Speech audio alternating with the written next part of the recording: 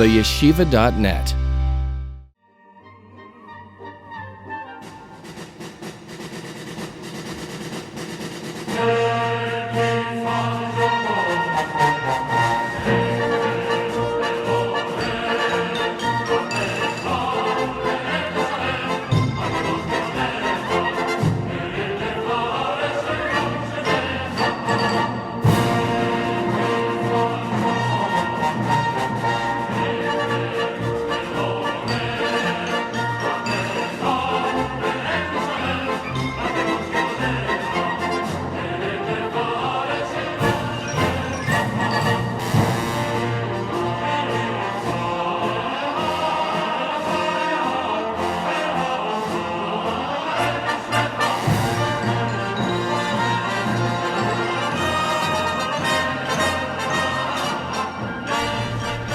Let's open up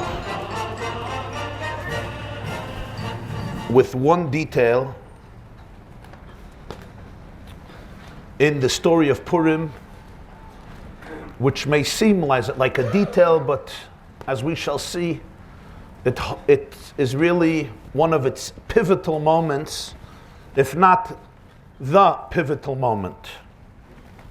It's in chapter 4 of the book of Esther of the Megillah. This is midway in middle of the story. Achashverosh has been a king. He has executed his queen Vashti. He has appointed, years later, a new queen, Esther. He has given tremendous prominence to his prime minister, Haman. Haman has plotted successfully a decree and persuaded the king Achashverosh to embrace it, to choose and designate one day in which every Jew living under his empire would be Chalila exterminated. Man, woman, and child. Chapter 4, Mordechai finds out what happens. Mordechai, who was of course a close relative to Esther the queen, even though nobody knows it.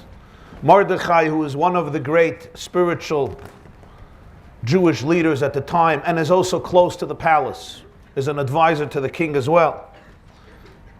Mordechai finds out what happened, and the first thing he does is he rents his clothes, he tears his clothes, he cries, and he sends a message to the queen, the first lady.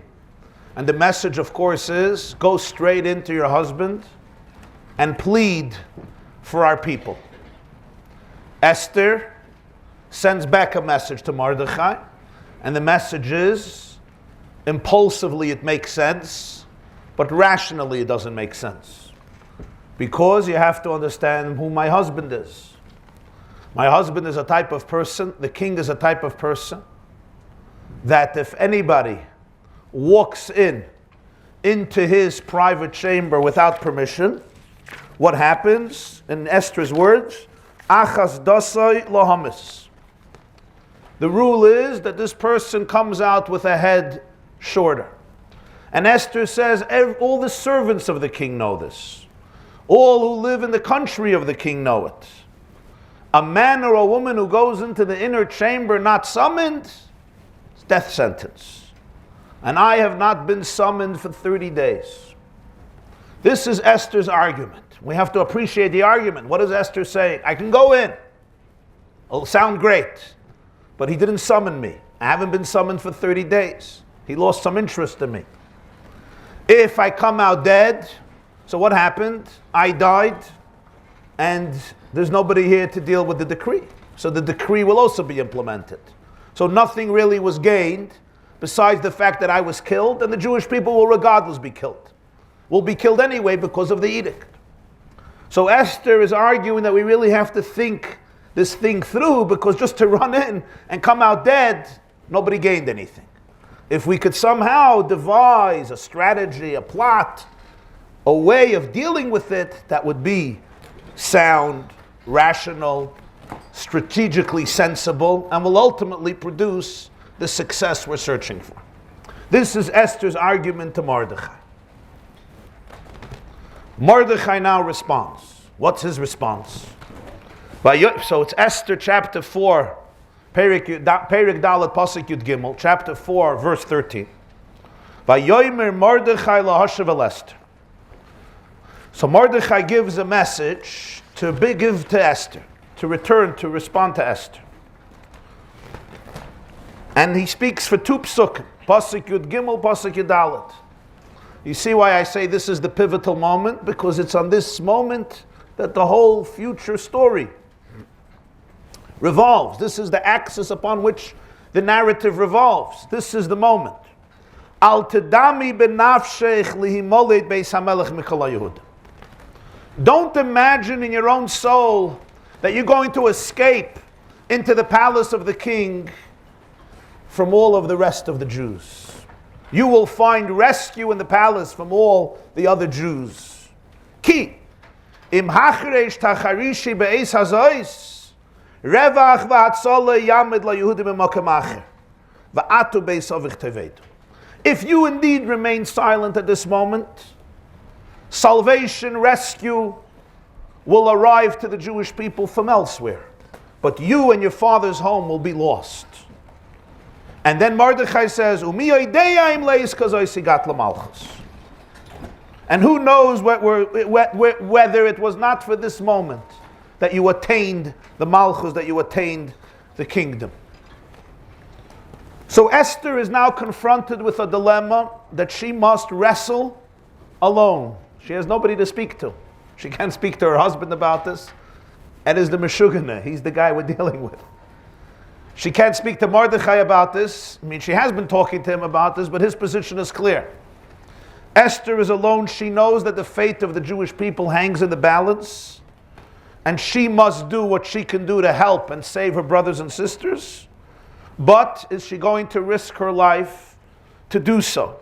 Does she go with Mordechai's hastily conceived plan and ignore all the odds against her? And if she dies, and that's not such a big deal because he already killed one queen. I mean, it's not like this guy doesn't kill his wives. He doesn't have that policy. Esther knew she was there because Vashti, who was a real queen, who came from royal blood, who was a great-granddaughter of Nebuchadnezzar, the emperor of Babylonia. Vashti had royal blood in her veins, in her sinews. She was killed. So the likelihood to slay another queen is not that far-fetched. And of course, the entire rescue plan fades into oblivion. Now, we know the end of the story. We know that Esther closed her eyes and she took a leap. But let's not forget that in chapter 4, we don't know the end of the story yet. We're still in the middle of the story. So we could never underestimate the intense drama of the moment. Esther was facing a death-life question, not only for her, and for the entire plan, for the entire people, because there was nobody as close to the king as her who can do something to save the Jews. And this is the moment that Esther makes a decision. And she's the only one who makes a real decision throughout the Megillah. I mean, Achashverosh is manipulated by everybody. As the Gemara says in Masechta Megillah, humorously and cynically and ironically, first he kills his wife for the sake of his friend, and then he kills his friend for the sake of his wife. That's basically how you could sum up Haman in one word. Haman remains the great anti-Semite from the beginning of the story to the end of the story. Mordechai remains the consummate tzaddik from the beginning of the story to the end of the story. The one who has to go through the internal tumultuous struggle and really assume responsibility for the whole future is one person, and that is Esther. There's a reason that the name of the Megillah is Megillas Esther. Not Megillas Mordechai, not Megillas Esther Mordechai, not Megillas Mordechai Esther. It's Megillas Esther. There's a reason for it. What happens? What happens after Mordechai gives this response? Esther, we could say, takes a deep breath, perhaps, and she decides to take the plunge. Vatoimer Esther lahashav el Mordechai. Here is her response. Leich knoises kol haYehudim animtzayim b'shushan v'tzumu alai v'al teichlu v'al tishtu shloishes yamim laila v'yoyim gam ani v'nai roisi atzum kein. Go assemble all the Jews who are present in Shushan, fast on my behalf and neither eat or drink for 3 days, day and night, I and my Medians will also fast in the similar manner. Then I will go to the king contrary to the law. And if I perish, I perish. Esther made a decision. And once she made a decision, she takes full responsibility. She is fully present. She now is telling Mordechai what to do. What to do with the Jews, to declare a fast, and she says, I'm going. How did Mordechai persuade Esther, who was in a dilemma, who was uncertain? How did he persuade her to sacrifice her life? At first glance, when you read Mordechai's words, it seems like he's presenting not one argument, but 3 arguments. And it's not only at first glance, it's at second and third glance as well. Mordechai is building a case. We would imagine he would build a case and he would offer a strong argument, a stronger argument, and then boom. And then you hit your home run, you give the ultimate punch, the ultimate box to make her go. But let's see Mordechai's argument let's analyze it more in its nuances. Mordechai's argument consists of 3 points. First point is, Al tedami benavshech li'imolei beis hamelech michol haYehudim. That's verse 13, pasuk Yud Gimel. Don't think you will remain safe in the palace. If the Jews die, you will also die. Number 1.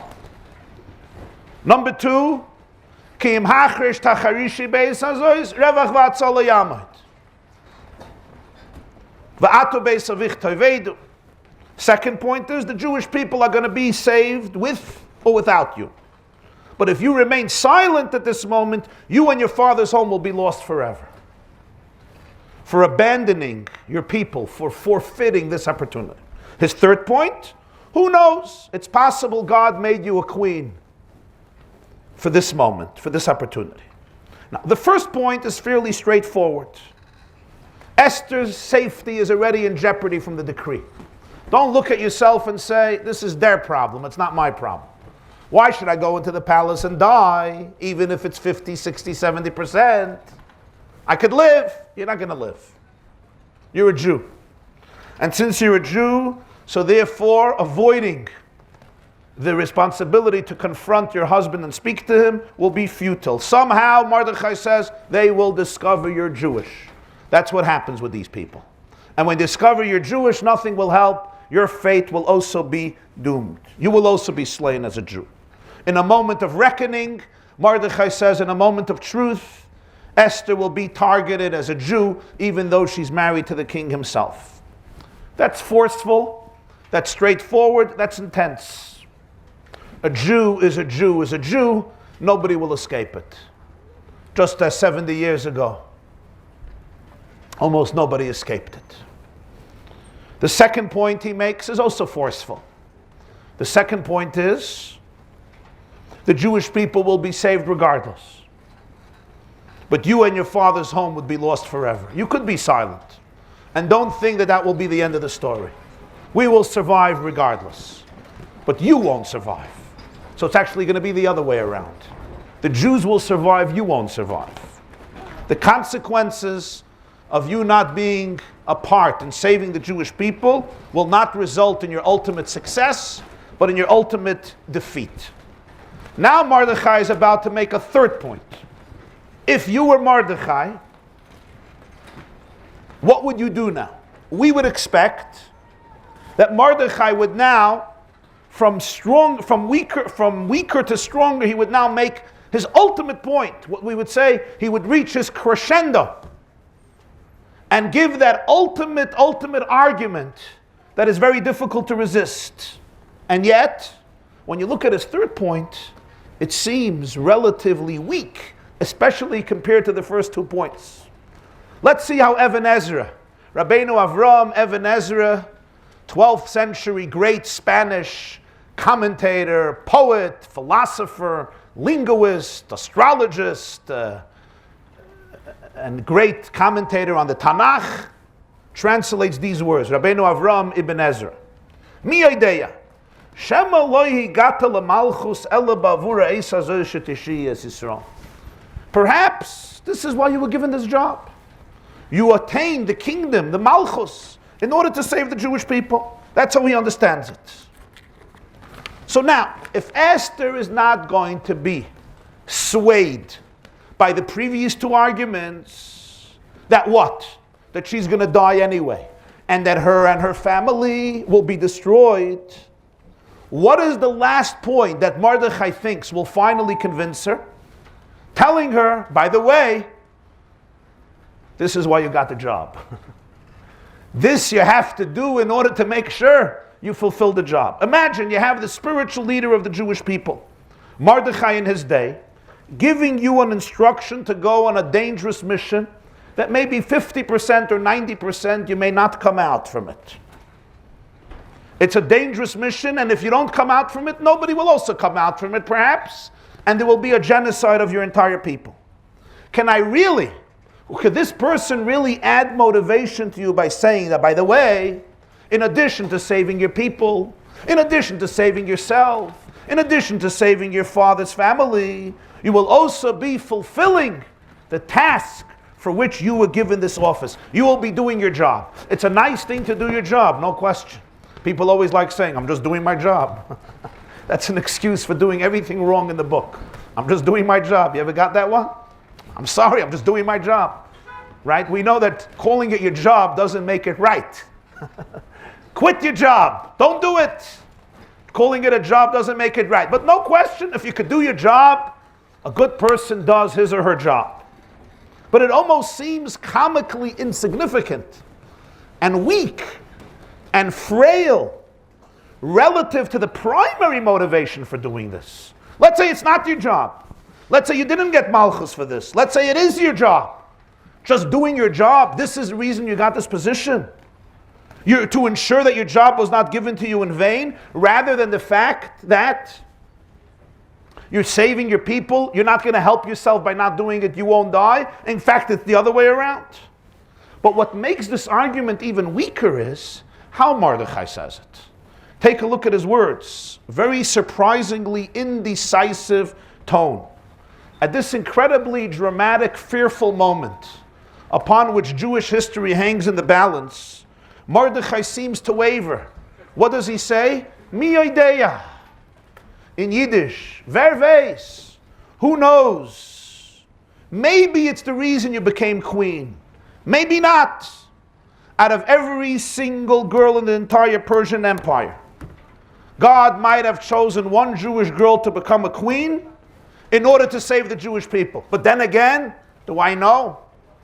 Do I know why you got this job? Mi idea, who knows? Is this how Mordechai hopes to inspire her to take this momentous leap? We don't really need you, because the Jews will be saved elsewhere.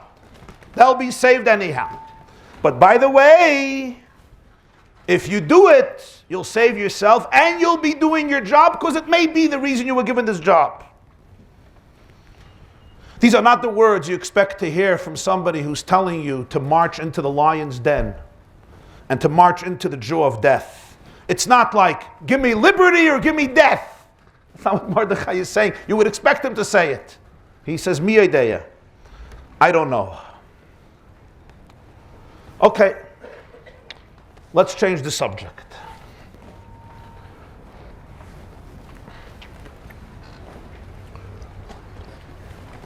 One of the strange things about Purim is the name.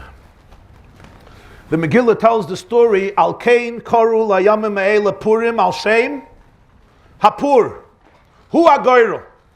Pur in the Persian language means Agoyrel, a lot. So why do we name the holiday based on a lot? Because Haman, the prime minister of the Persian Empire in the times of Achashverosh, famously cast his lot.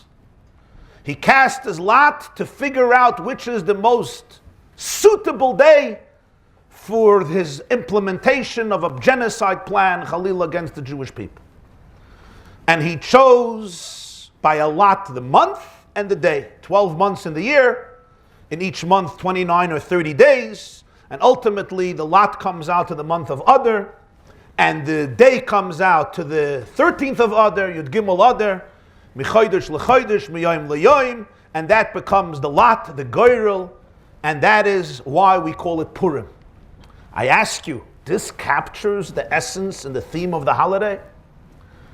That Haman tried to kill the Jews through a pur?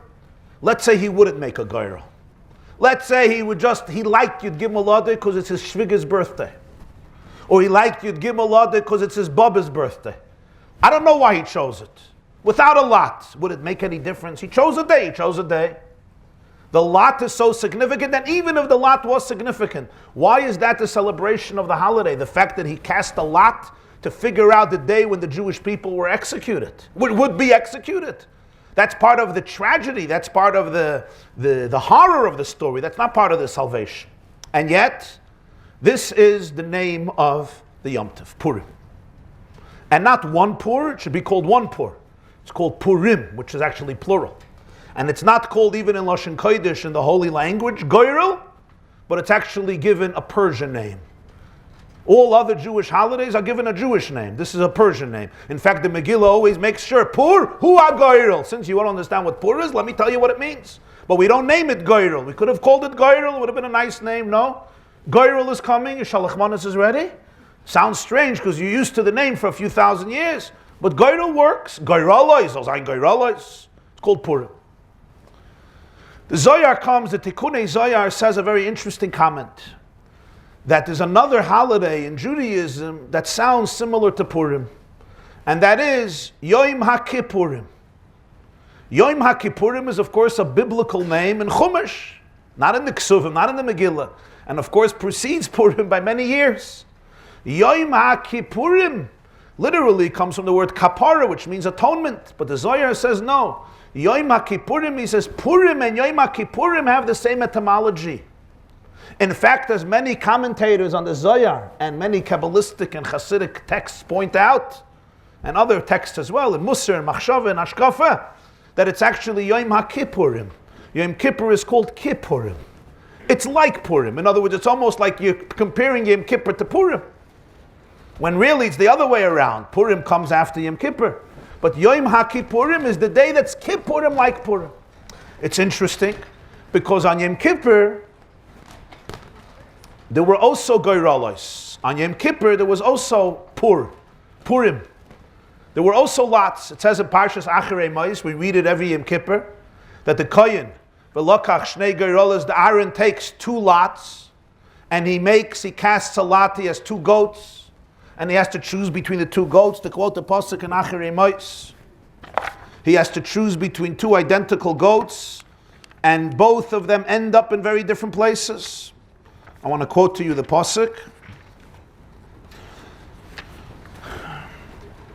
Aaron HaKoyen, it says, takes 2 goats, V'lokach Shnei HaSeirim, he purchases 2 goats, V'nosan Aaron HaShnei HaSeirim Goyralos. He places on the 2 goats 2 lots, Goyrel Echad LaHashem v'Goyrel Echad LaAzazel. So Aaron HaKoyen, and this happened every single year in Yom Kippur by the functioning, serving high priest. He had a box. In the box he had 2 pieces of 2 lots, 2 Goyralos. He lifted them up. He placed one on one goat, one on the other goat. One was on his right, one was on his left. On one it said LaHashem, this goes to God. On one it said LaAzazel, this goes to the mountain in the outskirts of Jerusalem called Azazel. And the 2 goats were sent to different places. One goat was offered in the Mishkan, in the sanctuary, in the Beis HaMikdash. And the only offering, its blood, the only day of the year that its blood was brought in where? To the Holy of Holies. Never happened before. Never happened after. Only on Yom Kippur, the blood of this goat was brought into the Kodesh HaKadoshim and sprinkled. Achas l'mayla v'sheva l'mata, right in front of the ark, right in front of the Aron. And then sprinkled on the paroiches, on the curtain, and on the Mizbeach, all inside the inner chamber, which was unique. And of course, the other goat was sent LaAzazel, and the English language gave this goat a name called scapegoat.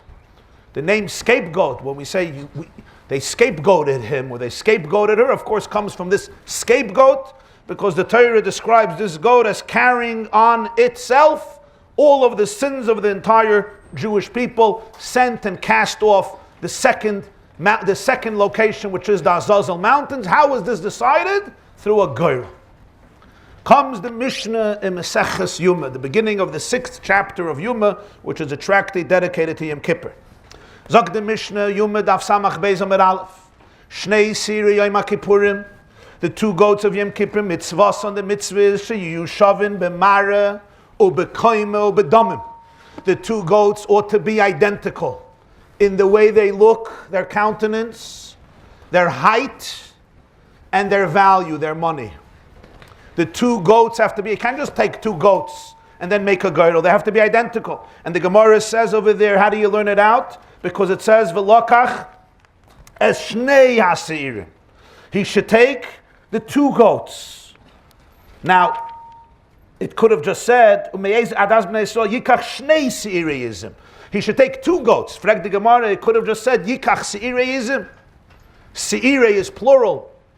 Miyut rabim, the minimum plural is not 1, is 2. Goats can't be 1, it has to be 2. It could have said he should take goats.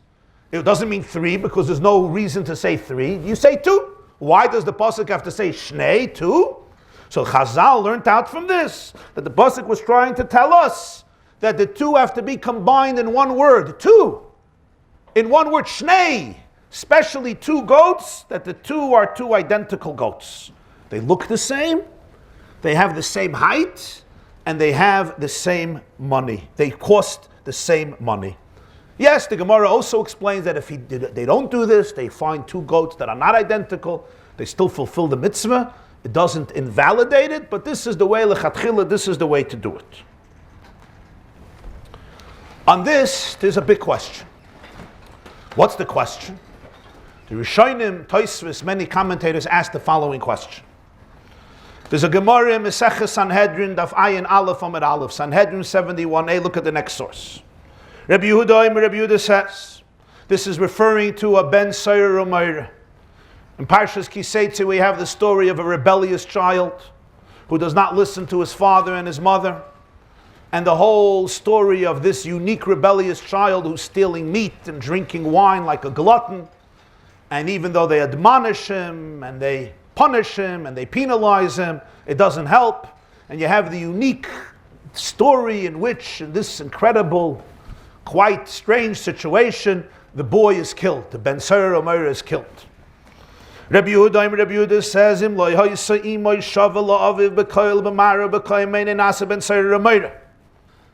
if the mother of this child is not identical to his father in their sound, in their look, and in their height, he can't be a Ben Seir Umayr. The only way he could be a Ben Seir Umayr is if Mami and Tati look exactly the same, share exactly the same height, and have exactly the same voice. My timer, why? The Omakra, the Pasuk says, Einenu Shoimeya Bikoilenu. Father and mother come to court and they say he's not listening to our voice. It's one voice. Koilenu, it's our voice. Midikoil bein in shavin, maravakaimanami bein in shavin, Rabbi Yehuda says. You see here the Torah wants them to be identical. If identical in the voice, identical in everything else also. They have to look the same, they have to have the same height. Kaman Ozla, the Tanya ben Seir Umayr Lahoyev Layasid Liya is Velama Nichtav Reish Makabel Schar. Kaman Rabbi Yehuda. If so, we have the famous tradition that the story of Ben Seir Umayr never happened and never will happen. There was never a story like this, nor will there ever be a story like this. So why does the Torah write it? Simply as an opportunity to expound perspectives of Torah and receive a lot of reward for expounding these truths. In other words, this parsha was written to give us educational, pedagogical lessons about education, not to describe a reality that is actually going to take place. This, of course, follows Rabbi Yehuda. Why? Where are you going to find a father and a mother that have the same voice, that look exactly the same, and share exactly the same height? It's impossible. There's no such a thing. You ever heard a husband and a wife sound the same way? It's hard enough for them to say the same thing. That itself we know is if we're talking about Jewish parents. But forget saying the same thing, agreeing. We're not talking about agreeing, we're talking about the same voice, the same coil. They sound the same. There's a famous commentary of Reb Shimshon Raphael Hirsch on this. And he says that what the Torah is trying to say is that if father and mother don't have the same voice, you can't call the child rebellious. In other words, if there's no harmony in the home, if there's a lack of cohesiveness in the home, if father says one thing and mother says one thing, father feels one way and mother feels completely a different way. So the experience of the children is fragmented. It's broken. And if it's broken, you can't call the child a ben Saira Meira. Einenu shemeya b'koleinu. It's only if it's our voice, there's a cohesive voice in the house, then you can hope that the parents are not to blame. But if not, don't talk about the child, talk about the parents. Parents need help, not the child. No. How often do you have this koleinu, the same voice between a father and a mother? So before you label a child a ben Saira Meira, you first have to look what the marriage is like.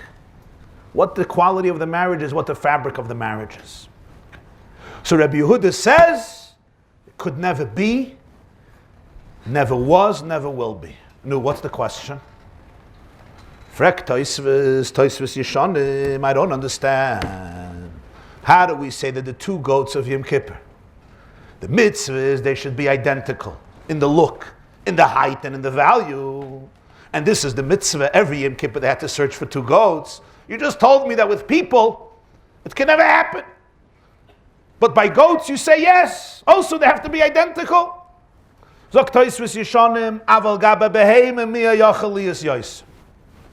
animals it could be more this way. What's pshat? What does he mean?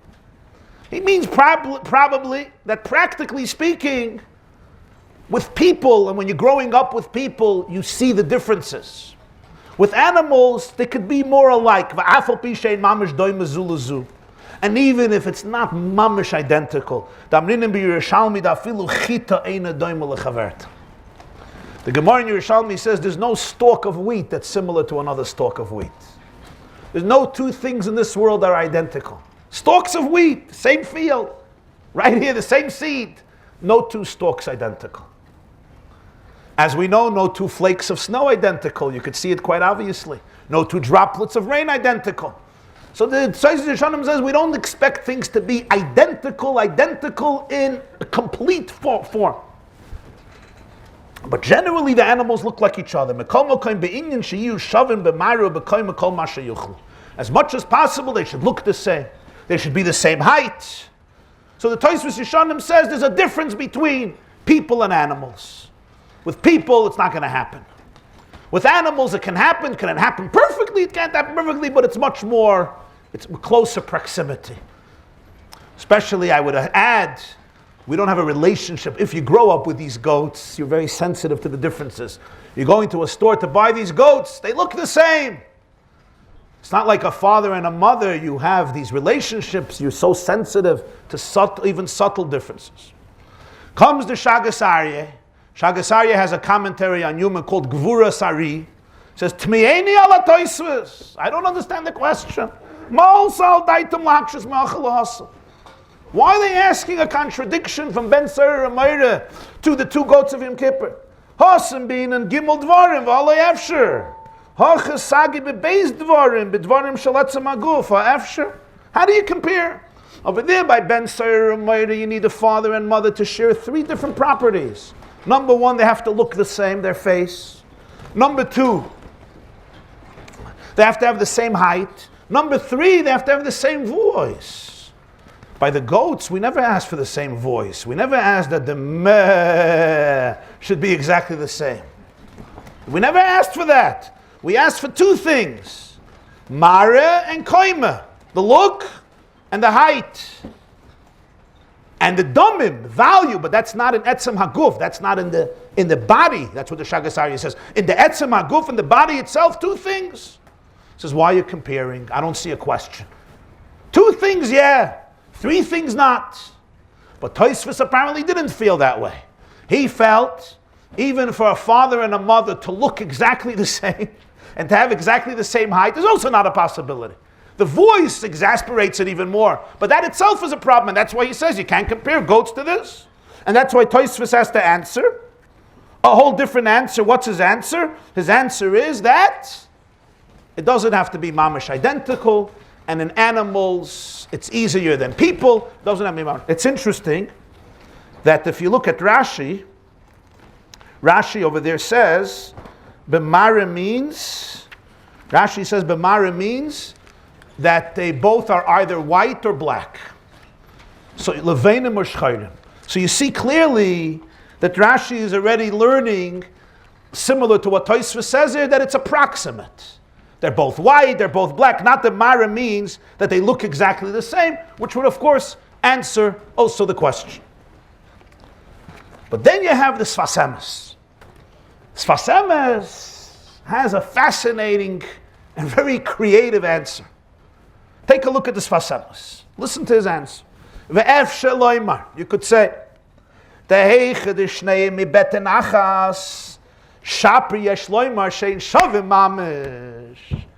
The two goats have to come out from the same womb. Twins. That's the two goats. If they come out from the same womb, they were created to get twins. They could be identical. Madeloi shayich ba'avaim de ben Saira Ramayra. You want the father and the mother of Ben Saira Ramayra? He says, that's the difference. Two goats could be identical. They're twins. They're identical. They look the same. They're the same height. Sometimes you can't tell the differences. Often you can't tell the differences unless, again, you spend a lot of time and you see the nuances. They have the same value. Ben Saira Ramayra say the same thing. He said to say the same thing, it means Tati and Mami were twins. They were both twins, and the twins married each other.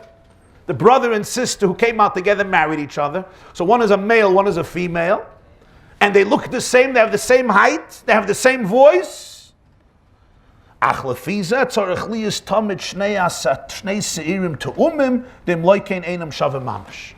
I'm right, this Sfas Emes says, this is a big chiddush. This means that the mitzvah is you have to buy twins. You can't just buy two goats. You have to buy twins because that's how they're going to be shavim mamish. Huh? Dumb in blood. You're saying dumb in blood. Identical in the blood. Not just siblings, not from the same womb, but tu'umim, twins. The same womb, two siblings don't look alike. But twins, the same seed, if it depends, there's different types of twins. But imagine if it's the same egg that splits. So then it's literally, it's Zelba Beitza, the same egg. So it's Shavin Mamish, identical Mamish. This is the Sfas Emes' Chiddush. On this Sfas Emes, they asked a big question. There's something off here. What's off about this? Sfas Emes says, Lo shayich ba'av ve'em de ben Saira Ramayra. Why not? Why can't it be by a father and a mother ben Saira Ramayra? So you're going to tell me what, a sister marries a brother? No. And if a sister did marry a brother, the child is not a ben Saira Ramayra? Doesn't say anywhere that a ben Saira Ramayra has to come from a kosher marriage. Doesn't say anywhere. On the contrary, the Gemara clearly says Rabbi Yehuda holds it doesn't have to be a kosher marriage at all. Take a look, Sanhedrin, same sugya. Rabbi Yehuda, if the mother was not suitable to the father, the child is not a ben Saira Ramayra. Flag the Gemara, why not?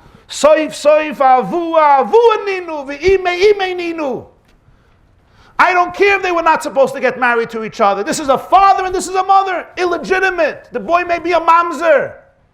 Maybe they weren't allowed to marry each other. She may have been married before and she never got a divorce. She may be his sister. But is she his mother? Yeah. Is he his father? Yeah. Is it a problematic marriage? Yes. Is it immoral? Yes. Were they supposed to be married? No. Are they supposed to get divorced? Yes. But it's still a mother and a father. Rashi says, in the story of Ben Saira Ramayra, the Torah never says she has to have a gather of an isha. In other words, hilchas ishus, it should be a definition of a marriage. A brother and a sister ain't kiddushin toifsin. You might say it's not a gather of ishus. It's not a marriage that Torah acknowledges.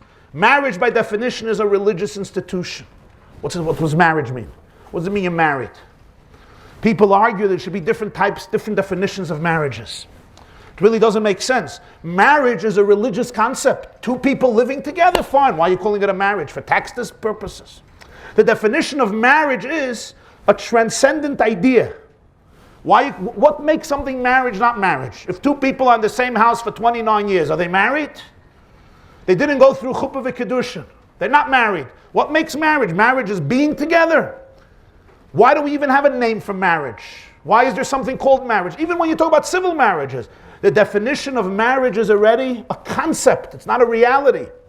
It's a concept that has to be introduced. The Torah says this is marriage, this is not marriage. It's not issues. But it's not issues. Rashi says, but she's still a mother, he's still a father. Ben Sari Ramayda doesn't say issues, it says mother and father. Biologically, this is the mother, and biologically, this is the father.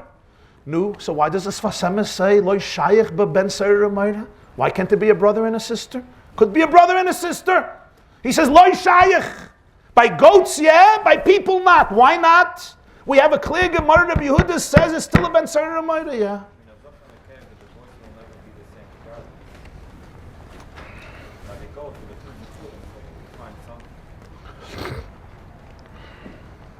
If it's twins,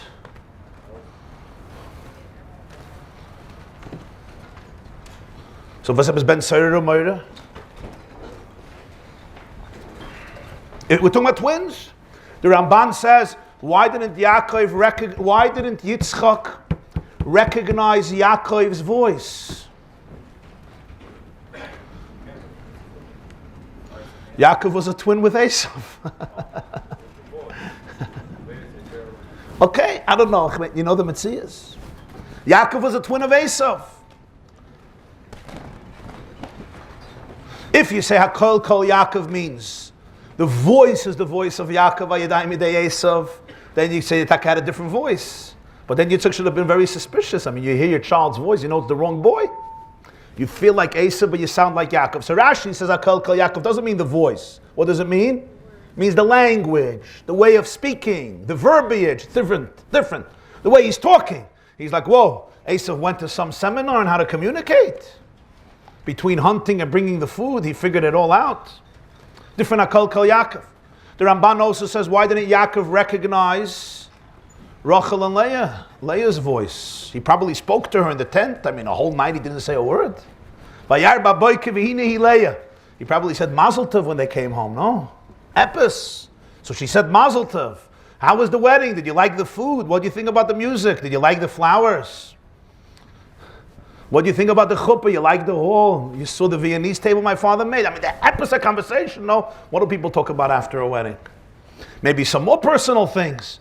He right away sees us. So you have to say Leah and Rachel had the same voice.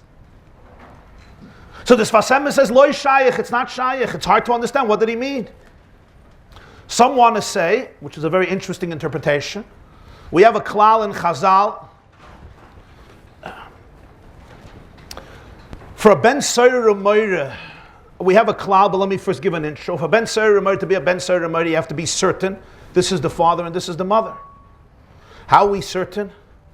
Today you have DNA tests. Then how are you certain? The answer is, how do you know? You know who the mother is. How does one know who the father is? It's hard to know. The answer is, Chazal say.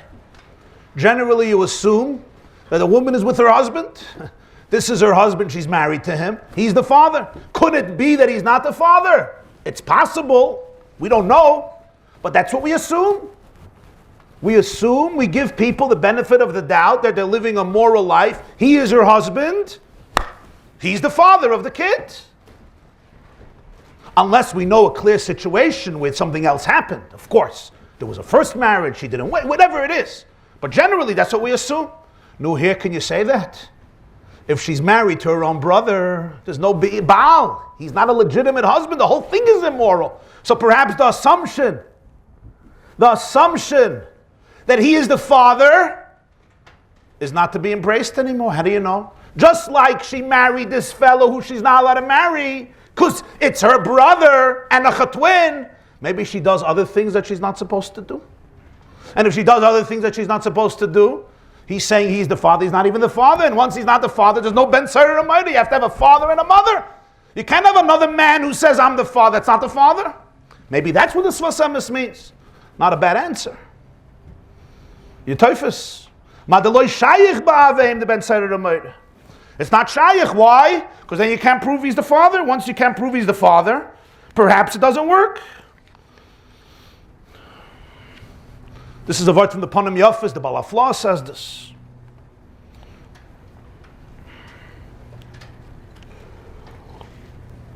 But the truth is that it's hard to say this. Why? Because the Gemara clearly says that Rabbi Yehuda says, we learned, that if the mother is not suitable to the father, he's not a ben Seder Ramayra. And the Gemara says, what does it mean not suitable? It doesn't mean that they're not allowed to be together, because that still works, because she's the mother and he's the father. The Gemara says not suitable means that they don't have the same sound, the same voice, the same height, the same looks, as Rabbi Yehuda said otherwise. According to this, the Gemara should have said much simpler. It's not just he's the mother, he's the father, and therefore he's the mother and father ben Seder Ramayra. The Gemara says, no, you should be afraid he's not the father. We don't say that. We don't say that. Besides, you can have two situations where this is not a concern. And that is, let's say there were twins born from non-Jewish parents. They're not Jewish. They both convert to Judaism. Are they allowed to marry each other? Biblically, they're allowed to marry each other? Yeah. Geir shenis gayer kikotin shenoy ladami. A non-Jew converts to Judaism. A Gemara in Yevamos Tzadik Ches. You're like a new child. You're my sister. Biologically, you're my sister. Biblically, we can marry each other. Yes, the rabbi said not, because it would have been a very sticky situation. When you're not Jewish, you're not allowed to marry this girl.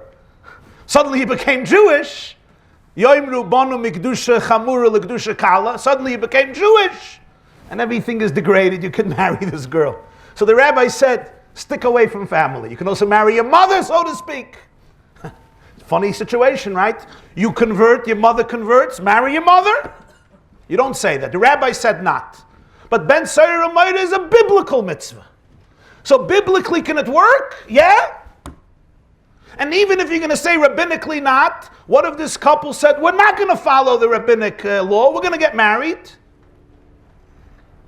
Still a ben Seder Ramayra, so it can happen. Or if you want a practical situation, if they were both locked up in prison, alone in a chamber, so you could testify that he is the father. There's no question that he is the father. So in this situation, you can say, maybe he's not the father. So you can have a ben Seder Ramayra. And in the previous situation of twins, you can't even say it was halachically problematic. It wasn't halachically problematic. So why does the Sfas Emes say loy shayich? It's not. Why is it not shayich? It is shayich. It's a good kasha. No, he says it's not shayich. By goats, yeah, by people not. Probably what the Sfas Emes means, loy shayich, is not that it's inconceivable. Loy shayich means it's not practical. Where do you have a brother marrying a sister? It's not a practical thing, twins noch. And still you should be certain that he's the father. It's not practical. Could it happen? Of course it can happen.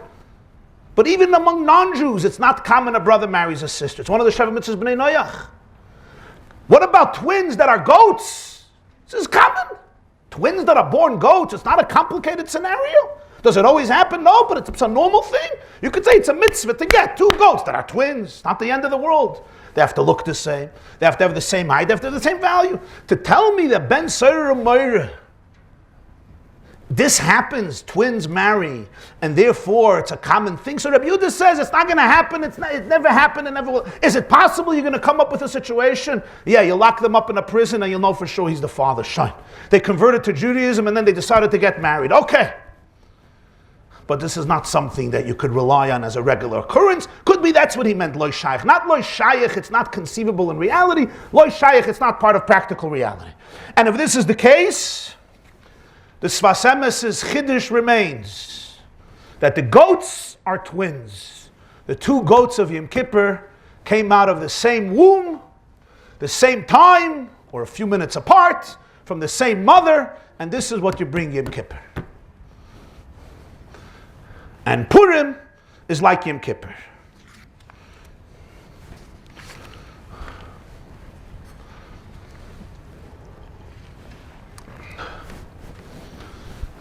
Exhibit number 3.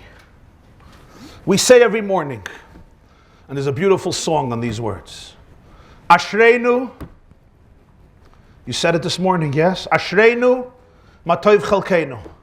You sang it this morning when you said it.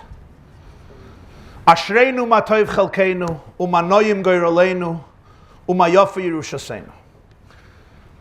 Ashreinu, how fortunate we are. Matov chalkeinu, how good is our chelik, our part.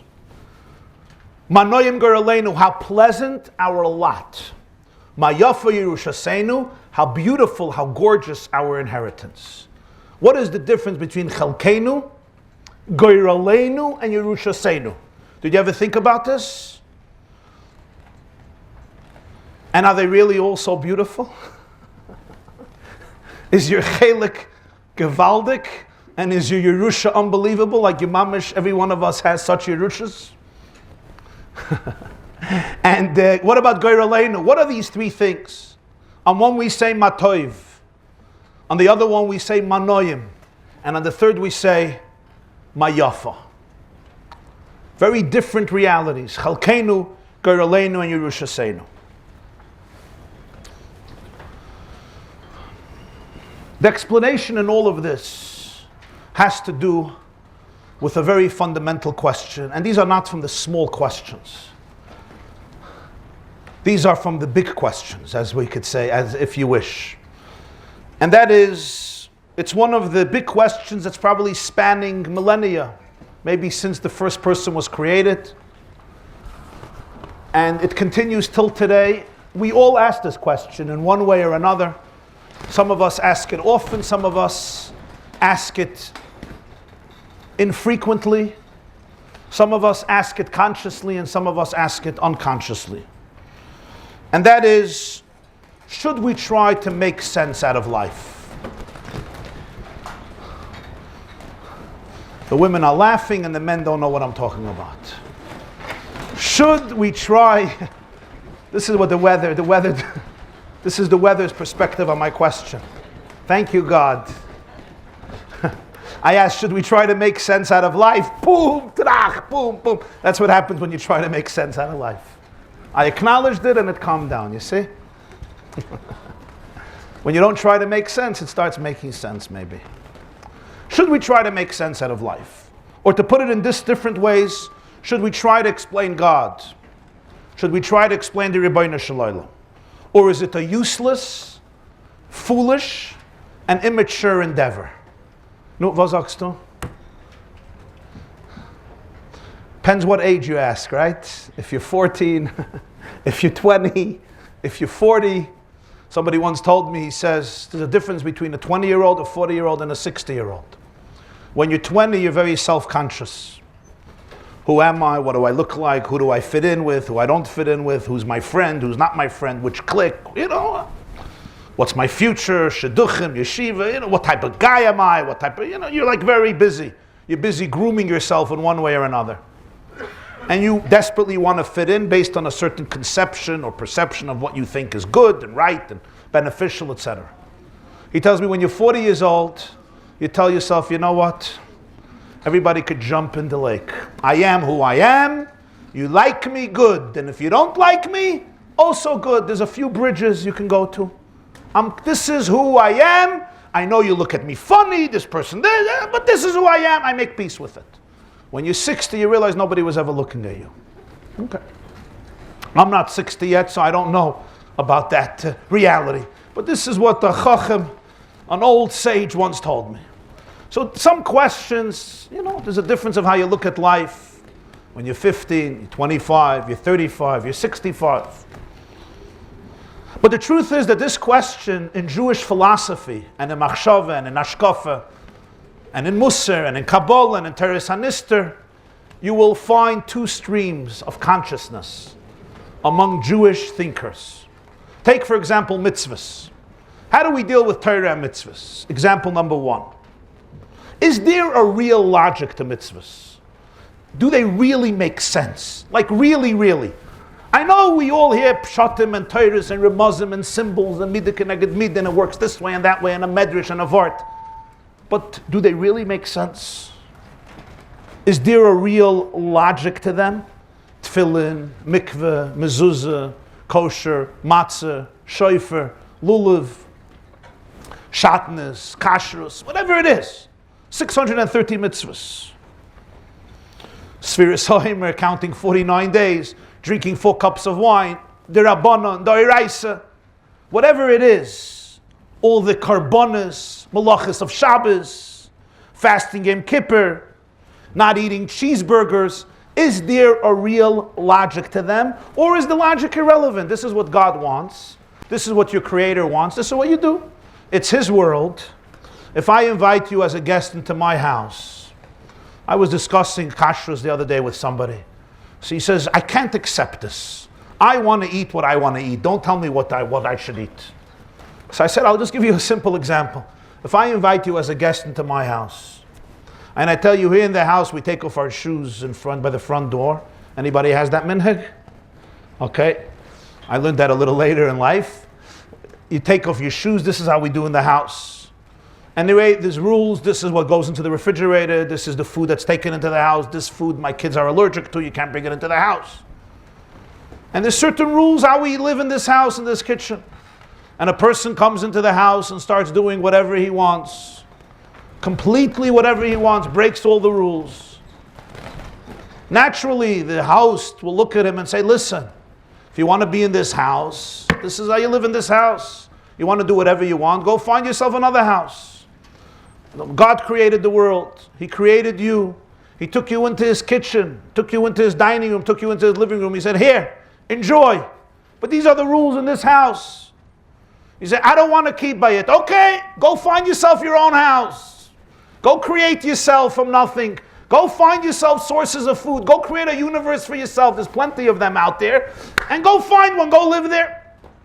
It's irrelevant. So you understand. I understand today more. I understand today less. It's another perspective. And if you look again at Jewish thinkers, you'll see different perspectives. Rambam, for example, wrote a sefer called Moreh Nevuchim, the Guide for the Perplexed. In it, he tried to explain rationally the reason for this most of the 630 mitzvahs. Even the mitzvahs we call chukim, which I define as super-rational laws, the Rambam writes in Hilchos Me'ilah, in Hilchos Tmura, in a few places. The Rambam says that a person should try to understand whatever he's capable of understanding. Even those mitzvahs, Hilchos Mikvayos, he says it. In a few places in the Mishnah Torah, at the end of halachas, try to wrap your brain around what you can wrap. Others argued, you could try today, tomorrow, but it's almost irrelevant. Basically, to wrap your brain around God would be like wrapping your tongue around the sun. You ever tried to do that? Take your tongue and wrap it around the sun. I mean, good luck. The same question is why the world was created. Why was the world created? Why are we here? Why was the world ever created? I once told you I grew up in a community. He's already on the Olam Emes, but he was a classic alcoholic. He was a real shikker. His name was Reb Zalman the Shikker, we called him. Very intelligent fellow, a talented guy. He became an alcoholic. And he would sit on an island there on Eastern Parkway with a flash mashka, with a bottle of mashka, you knew him, and he would drink. He had very insightful ideas. So he once told me that the opening Rashi is his motto of existence. The pasuk says in the beginning of Torah, Bereshis bara Elokim es hashamayim v'sa'aretz. So Rashi says right away, Amar Reb Yitzchak lo hayot tzarich lahaschil lasator elam chayder jazal lechem. So he says, I'll tell you the meaning. In the beginning, God created heaven and earth. Zak Rashi, Amar Reb Yitzchak lo hayot tzarich. There was no need. That's it. He says, that's my philosophy in life. Lo hayot tzarich. This whole thing was not needed. But here's the big question. When we're dealing with great philosophical questions, what is the right Jewish approach? Why did God create the world? What is the purpose of life? Why am I here? Why are you here? Why is the universe here? Why are we here? What's the answer to this question? Some people don't lose sleep over this question. They don't even think about it. Some people think about it all the time. They don't do anything else. They're just busy figuring out, and they say, when I'll figure it out, I'll start living. And some of us are stuck somewhere in the middle. But once in a while, a serious person asks this question. Why? Why are we here? Why do we exist? Others think it's a foolish endeavor. Try to explain quantum mechanics to your goldfish. You ever tried? Take the goldfish and say, I'm going to explain to you quantum mechanics. Or even simpler stuff. Take goldfish, start discussing, what's the point? You want to know why God created the world? Again, wrap your tongue, forget the sun over your head, over your whole head. And then the sun and the moon and the other galaxies and the universe. It's futile. They say there was a philosophy professor who taught his students for years, and then they had to present their final dissertation. And right before that, there was the final exam, after years and years of studying philosophy. And they prepared for weeks and then for months. They expected an exam of 250 questions, and they would have to sit for 7-8 hours and respond. The professor gave them a piece of paper, and the paper had one question. And the question consisted of one word. And the word was, why? And that was it. Why? That was his question. After 5-10 years of studying philosophy on a PhD level, all I want to ask is why? And the students began writing Megillas, long answer. And everybody failed. He failed every student, besides 2. One got an A and one got an A+. The guy who got an A wrote one word. Why? Because. But he didn't get an A+. The guy who got an A+, you know what he wrote? Why? Why not? You see, the first one was still stuck in the realm of logic. Why? Because. The second one says, why? Why not? Who even said why is a question? So really he was paraphrasing somebody. The Baal HaTanya, the Alter Rebbe, Rabbi Shneur Zalman of Liadi was sitting with his colleagues. And they were discussing why God created the world. Reb Saadia Gaon has a book, Emunas V'Deis, he says, because he wanted to. Rambam says the same thing, because he wanted to. You look in Kabbalah, the Arizal will give you reasons. In Zoya you'll have reasons. In Eitz Chaim you'll have reasons. In a lot of works of philosophy, Nister, Ramchal will give you full books with reasons that they quote in a lot of the seminars and the workshops and the essays. So they were discussing it. The Zoya says, begin the Yishtamoidin, he wanted to be known. The Arizal says, Lahetiv libruov, to give good. They mekamelech teva hatoiv lahetiv. It's the nature of good to bestow good. Yakiru gdulosoi, to be able to recognize, with different reasons. Baal HaTanya said, I don't know, that says in Medrash and Tanchuma, Parshas Nosoi, it's also brought in Medrash Rabba, Parshas Nosoi, and Rabbi and Tanchuma. Nis'ava HaKadosh Baruch Hu liyis leidir b'tachtoina. Hashem created the world because he craved to have a home in the lower elements of reality. So he said, Nisava. Nisava is pshat taiva, or nafa taiva frekmenish kenakashas. Nisava means a taiva, a craving. You don't ask questions, you have a taiva. Why? No, it sounds like humor, but it's really a profound idea. It's a taiva. No, so suddenly Hashem has taivas like I have taivas. Of course, what he was trying to say was something profound, and that is the very concept of why is also a creation. Logic is also creation. So you're going to ask why on God when part of creation was the very creation of the concept why? Asking why assumes that logic precedes God. And God now has to fit into logic. So I say, why? Why did you go today? Why did you travel today? So you tell me, because this and this. Even you say I'm a shuganer. Doesn't follow my patterns of logic, but he follows his patterns of logic. He is consistently inconsistent. Or he is consistently illogical, but that's also a logic. Mishugas has a beauty and a logic of its own. Sometimes makes much more sense than being normal.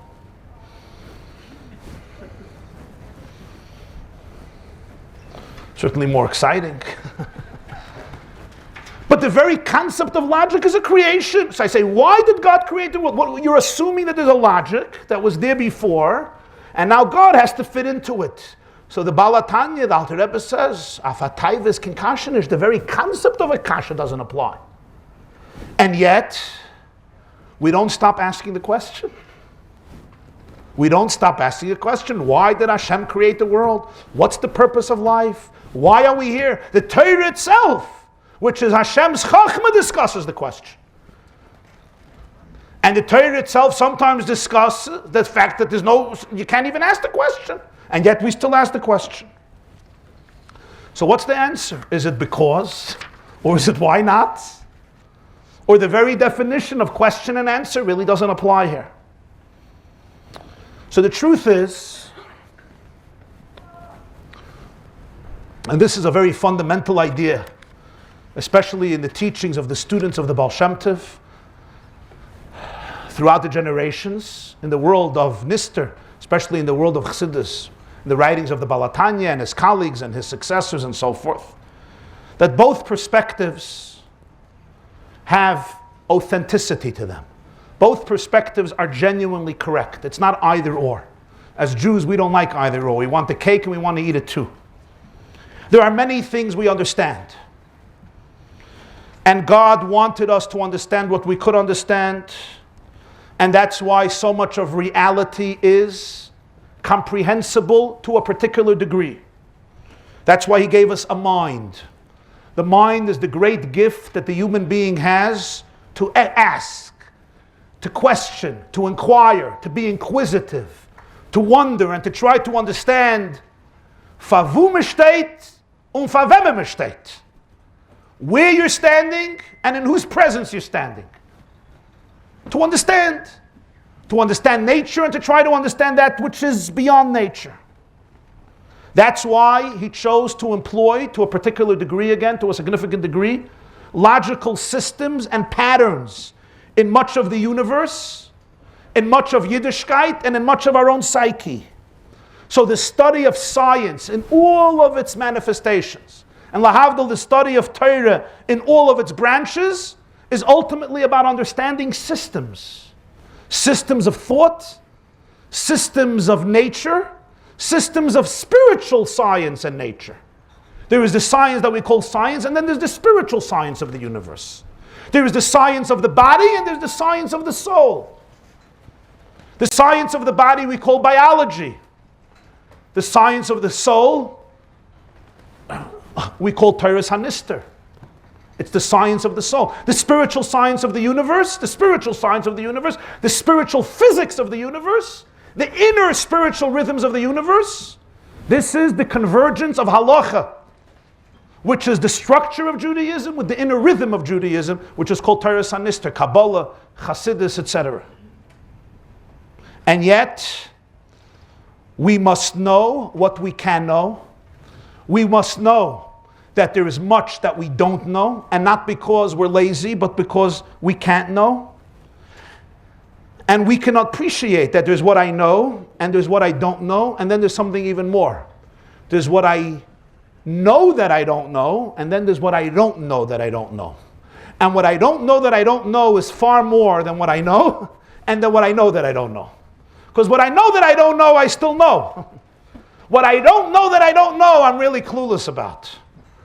And that's probably 99.9999% of our knowledge. What we don't know that we don't know. Afataiva is kein kasha nicht. Afataiva fragt man nicht keine kashas. On a taiva you don't ask questions.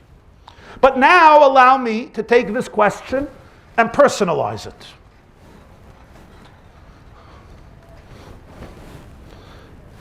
And my question now is, does your life make sense? Not does life make sense, does the universe make sense, does mitzvahs make sense? Does your life make sense? Can you make sense of your own story? Should you even try? If you would meditate on this question, and some of you sitting here meditate on this question often, some of you a little too often, I would say, maybe myself included. Do you see a pattern in your life? Can you recognize a rhythm? Are you dancing? Should you be dancing to a particular beat? Can you perceive a plot, a story, a narrative, a storyline? If I would ask you today, does your life have a theme? You know how a novel has a theme, a play has a theme, a book has a theme, hopefully a company has a theme. Does your life have a theme, a message? Is there a mahalach? Is there like a pattern? When you're watching a play or a film, a documentary, a book, there's a theme. The beginning and the end are very deeply connected. A good speech has a theme. Always a beginning, a middle, and an end. Okay, you have to wait till the end. That's a good point. Let's hope we'll wait a long time, right? Yeah. You have to wait till the end. Very good. But sometimes in the middle, you're tempted to try to figure it out. You know why? Because you want to know how I should continue. How I should continue the story. Can you answer, what is the ultimate mission of your life? Why did your soul come down to this world? What are you meant to accomplish? What are you meant to accomplish? A lot of things, but is there something specific or some specific thing? This is what I'm here for. This is who I am. People ask this question the whole time. I personally get lots of emails and people who come and say, tell me why I'm here. I'm like, if you tell me why I'm here, I'll tell you why you're here. Let's swap. A guy calls me the other day, he says he wants to get into dreams. He wants to start deciphering his dreams and he thinks I should also.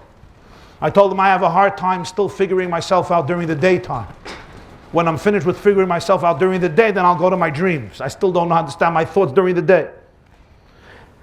How do we even go about this question? If you would have 5 minutes with the Rabbi Shalom over coffee or tea, some of us used to call it davening. But if you can actually talk to God for a few minutes intimately, and you would ask him these questions, what do you think he would answer you? Huh? Figure it out yourself or come to this class, yeah? Now, on one level, we have lots of career counselors today. And they say, we will help you figure out what you're good at and what the world needs you for. And if you can marry your passion and your skill to a need of the world, that's the recipe for success. But remind me your American Express number first. We all would naturally look first at what we're good at. Every person possesses a certain set of skills, affinities, hobbies, tendencies, inclinations, cravings, preconditions. We each come from a particular place, a particular milieu, certain type of family. We each have certain challenges, certain vices, certain natures, certain things we're good at, certain things we're horrible at. And it seems that this is where we begin to answer these questions. We all know that some of us are better at crunching numbers. Some of us are better at baking pastries. Some of us make a chicken soup or a potato kugel like nobody else. And some of us would not be able to do that. But when it comes to writing computer codes, they're like brilliant. Some of us, when we see computer codes, we want to commit suicide. Others, when they see computer codes, they suddenly come to life. This is the language they live in. Some of us are good at building homes. Some of us are good at giving people advice besides ourselves. Some of us are good or think we're good at giving speeches, practicing medicine, law, sitting in a lab and figuring out DNA, playing football, singing opera, dancing, or whatever else it may be. And we come to great experts and they tell us, here you got to go. There was a guy who came to a rabbi and he said, I need a job. So the rabbi said, what are the choices? He said, I could become a singer or I could become a dancer. So the rabbi said, I think you should become a dancer. He says, why? You have seen me dance? He said, no, but I heard you sing. So today you have multitudes of personality and aptitude tests out there. Anybody here took such tests? You have IQ tests, and you have EQ tests, and you have Mayer-Briggs tests, and you have SAT tests, and you have LAST tests. I know somebody who for maybe 30, 40 years, every few months, finds another place to go and find out who they are and what they're good for. For decades, nonstop. And everybody, of course, has a different interpretation of the self. And there's probably many more that I don't know about, or I don't want to know about. Some of them are more useful than others, but ultimately, they look at a few things. What you enjoy, what comes easy for you, what makes you feel good, what you're good at. Any rational person has to take these things into account before I can decide what my life's mission is. That's one dimension of it. But just like we spoke about the creation of the world, and just like we spoke about Torah and mitzvahs, and just like we speak about all other philosophical questions, it's also true here. And that is the secret behind creation, and the secret behind the mitzvahs is also true when it comes to our life's journeys. There is what I know and what I understand, and there is that which I will not know, I will not understand. Why? Here I go again with why. It's a wrong question. What? What is this all about? The soul is a pulsing, throbbing mass of infinite divine energy. And therefore reason and rationality alone could only get us so far. It can allow us to appreciate certain elements of our lives. But since the soul is a chelek elokam mimal, just like it's part of the divine, just like the divine is incomprehensible. And to define the divine as logic is simply not true. Again, it would be wrapping your tongue around the sun. So sometimes in life, we have to understand that our soul's journeys take us to places that we cannot define in terms of logic. I cannot always say, I see logically the pattern. I see why I ended up here because of my nature or because of my character. Sometimes I can see it, and then I should see it and study it, but sometimes I really cannot see it. So reason is part of the story. And I should, of course, choose to do something I'm good at, something I'm passionate about, something I can excel in, and fine-tune skills and talents and resources that I have to maximize my opportunities, to fulfill my duties, and to maximize my potential. But to minimize my entire mission to that which I can rationally see, the patterns, the cause, the sequence, the ramifications, that is limiting the truth of the soul. Just like to give the ultimate answer of why the world was created, or what is the significance of this mitzvah or that mitzvah. Try to figure out what you could figure out, follow that pattern, but always be open to the fact that the possibilities are endless and the mission may be far from comprehension. Some things are reasonable and some things are beyond reason. Let's speak in a very personal way. Can I answer this question? Can you answer this question? Why have some of us been abused as children? Why have some of us grown up in functional homes and some of us in dysfunctional homes? Is this the fault of the children? And is it even always the fault of the parents who may themselves be victims of previous dysfunctional situations? They themselves are victims of other victims who are victims of other victims, and they can all blame it on the original snake who told Chava to eat from the wrong tree. So send the snake into therapy. Why are you sending me into therapy? It's all the snake's fault. Can I explain ultimately why some of us were born into opportunity and some of us were born into destitution? Can we explain why some of us had nurturing families and others not? The word why would be a profane question even to try to answer it. Some of us grew up with mentors who empowered us, and some of us grew up with people who abused us. Some of us grew up with people who brought the best out of us, and some of us grew up with people who brought out the worst in us.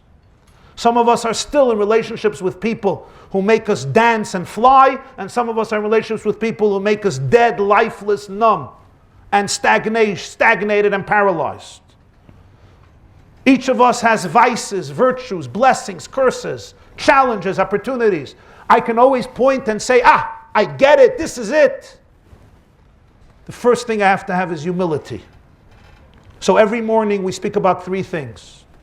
Ashreinu ma tov chelkeinu, u'ma noyim geiraleinu, u'ma yafa yerushaseinu. Chelkeinu is my chelek, my part. It's the things that I can rationally identify, and this is my portion in the world. Everybody has their corner, their portion. This is what I'm good at. This is what the Ribbono Shel Olam blessed me with, whatever it may be. These are opportunities I grew up into, or I owned, or I cultivated, or I created. But this is my chelek. Could have I been somebody else? Yeah, ashreinu ma tov chelkeinu.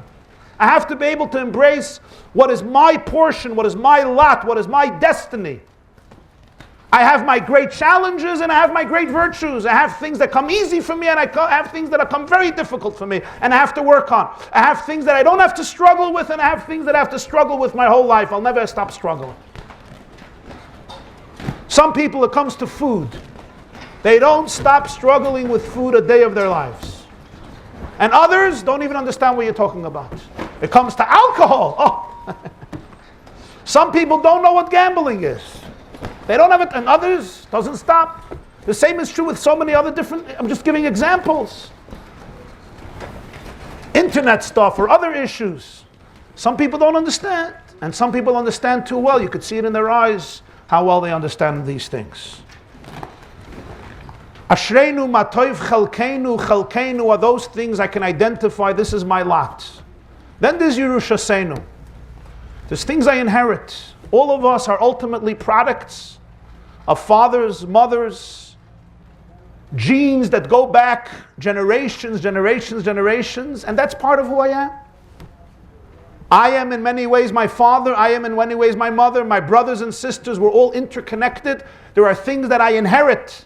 And like in every inheritance, there are the great blessings of inheritance and there are challenges. Ashreinu matoiv chalkeinu, umayafa yerushaseinu. You could look at the ugly things and you could look at the beautiful things. You have to be able to say mayafa yerushaseinu and ashreinu matoiv chalkeinu. But then there's something else. Manoyim goyraleinu. Manoyim goyraleinu. How pleasant is my goyrel? What's a goyrel? Let's say we have two people. And one of the people is going to merit to win. So we put in the tickets and we take out a ticket. We say, you're the winner. Is there a rational connection between you and victory? You won the lottery. There's a reason for it. You can identify patterns. You say it's a goyrel. What does a goyrel mean? Goyrel means it's irrational. We call it random. Judaism doesn't call it random. Judaism says it's super rational. Comes from a place that's deeper than the mind figuring it out. Is it connected to you? Of course it's connected to you. It's connected to the core of your soul, to the part of your soul that is divine, that is beyond reason. The ability to be able to look at those aspects of my life and say, Manoyim goyraleinu. How pleasant is my goyrel? I don't know why. And I can't figure it out. This is not from the things that I figure it out, but I can embrace it with pleasantness.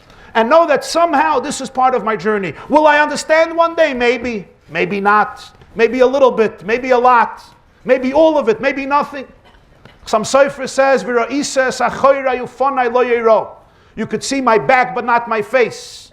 He says in life you could never see things ahead of you. You can only see things in the rear view mirror. Things you could see make sense in the back. As you say, you come to the end of the book and you say, you look back and you say, now I see. While it's happening, you get upset, you get frustrated, you get annoyed. You have to deal with a different voice in you. I want you to take a look at a few lines that the Baal Tanya writes in Tanya, Igeres HaKodesh Siman Zayin. He quotes a Gemara, Shabbos Kuf Yud Ches. Somebody asked Rabbi Yosef, Avuch b'mai ha'vazoyer tfei. Which mitzvah was your father most careful in? He said tzitzis. Others said different mitzvahs. The Baal Tanya said, what do you mean with more careful? Every Jew is obligated to do all the mitzvahs? What type of question?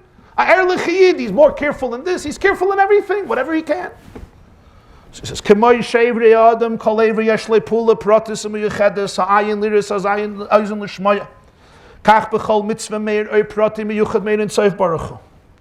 just like every limb has its own individual function. The eye sees and the ear hears. Every mitzvah accesses a special divine infinite energy. And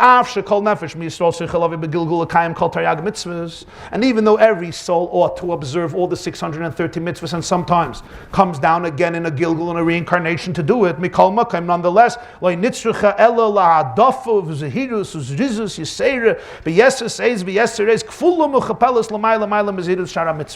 nonetheless, every soul, which is like a particular limb, has a special, unique, extra connection with more power with this mitzvah because this is connected to its unique journey. This is the meaning of the Gemara. B'mai have a zoyer tfei daika. He doesn't say b'mai have a zoyer. In which mitzvah was he careful? He was careful in all mitzvahs. B'mai have a zoyer tfei. In which mitzvah was he careful? Beyond being careful. V'hine yisra na'ir hazeh ha'prati l'neshamas pratius eine bebchinas tam v'das musag ela l'mayla bebchinas hadas shekach ola b'machshava l'fonav yizbarach v'dugmasei l'mato b'chinas ha'goyrel mamash. The unique light that is connected to this individual soul is not something you can always comprehend and wrap your brain around. With reason, with knowledge, with comprehension. It's beyond us. It's rooted in God's thought which is beyond our mind. Down here we call it goyrel. It looks random. It looks not cohesive. There's no pattern. But why is it that way? Because it's not lower than das, it's higher than rationality. Now, let's go back to Mordechai and Esther. This is the nature of the conversation between Mordechai and Esther. Mordechai knows that Esther's life is hanging in the balance. He's not impulsively wild, not thinking about consequences. He knows that he asked her to sacrifice her life. And she tells him, this is a life and death question. I could go in and I'm going to die and then you won't have anybody rescued. And now Mordechai has to respond to Esther. How does he respond? First thing he says is, if you're thinking about your own skin, if you're in the selfish mode, it's like, let the Jews, whatever, I feel bad, I feel bad, but what should I do? I don't run the Persian Empire. My husband is a lowlife. I'm a Shugana. Haman is a Hitler. What do you want me to do? At least I'll be alive. At least there'll be one Jew alive. One day I'll have a child. There'll be a Yiddish kind alive. If you're in that mode, Mordechai says, you're not going to be saved. They'll find out you're Jewish. Trust me. And Haman will make sure you die. He's powerful enough. Next date, he says, Jews will survive. You will not decide if they live or die. Haman will not decide if they live or die. Their story is beyond you and beyond Haman and beyond me. But you and your father's home will be lost forever. But then Mordechai comes to his third argument. His third argument seems very weak. It's like, this is the job. You got to do your job. No, thank you. I'm not interested in my job. And Nachmiya Ideya, who knows? But Mordechai's Miya Ideya is not the regular Miya Ideya, like, Verves, who knows? Maybe yeah, maybe not. It's not an expression of doubt. It's not even a request for information. It's an entire different type of response. You see, Esther has a big question, a troubling question here. And the question Esther has is, ultimately, why me? I was a good Beis Yaakov girl. Great graduate of Beis Yaakov, of Beis Surah, of Beis Rivka, of Beis Ruchel, of Beis Laya, of Beis Chana, whatever it is, whatever Beis it is. Valedictorian. Great, great, great girl. Top of the line. Where do I end up in? I end up in a palace with this man, a non-Jew, a drunk, an alcoholic, unpredictable, inconsistent, a fool, manipulated, horribly insecure. And now you're telling me to go into this man and I might die. And Mordechai turns to her and says, Mi oideyim leis kazoisi gat l'malchus. His mi oideya was not, I don't know, I'm uncertain. His mi oideya was, mi oideya. Who can have the das? Who can wrap their brain around this reality that leis kazoisi gat l'malchus? I know that this is why you became a queen. But this is not something that you or I could have figured out when we looked at your personality, when we looked at your character, when we studied your future, and when I said, this is where Esther belongs. This is her vocation. This is her ultimate potential. You had a different plan for your life. You wanted to create a beautiful Jewish home, a beautiful Jewish family. Look where you ended up.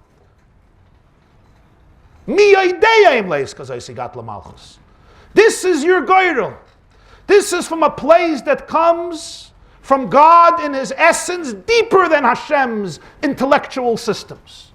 This is from a place in your soul that is rooted in a place beyond your rational conception of figuring out how it goes there, how you ended up there.